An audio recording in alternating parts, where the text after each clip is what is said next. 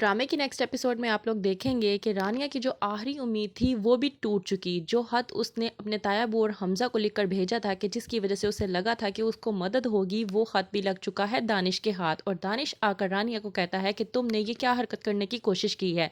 रानिया कहती है तुम कुछ भी कर लो, मैं तुम्हारे चुंगल से निकल जाऊंगी।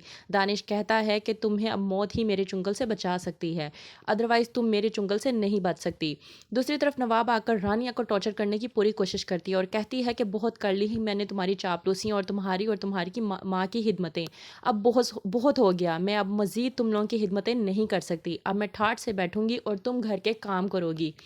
रानिया कहती है कि मुझ पे इतना भरोसा करने की ज़रूरत नहीं है, ये ना हो कि आपको इस भरोसे की मात मिल जाए। कहीं ऐसा ना हो कि बिल्कुल आपकी तरह मैं भी खाने में जहर मिलाकर आपको खिला दूं।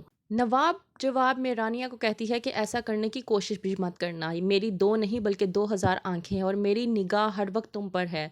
रानिया बदले में जवाब देती है नवाब को और कहती है कि आपकी ये आंखें तब कहाँ मौजूद थी जब आपकी बेटी आधी रात को भागकर हमजा से शादी करना चाह रही थी।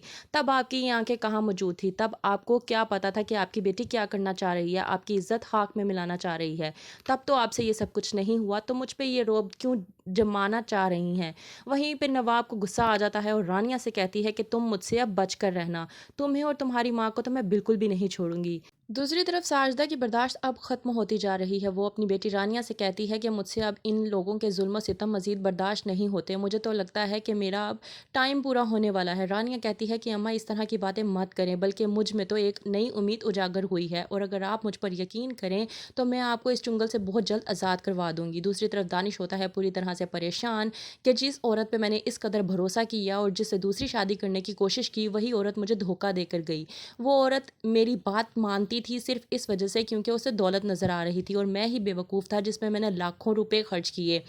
मैं इतनी बड़ी बेवकूफ़ी कैसे कर सकता था कि मैं एक औरत के जाल में फंस गया। साइमा और उसकी माँ जो हो चुकी हैं फरार, दानिश को पूरी तरह से बेवकूफ़ बनाकर और उसकी दौलत लूट कर क्या करेगा दानिश, किस तरह से बदला लेगा वो उनसे, क्या रानिया से माफ़ी मांगेगा, क्या होगा आगे देखते रहिए ड्रामा सीरियल घाटा।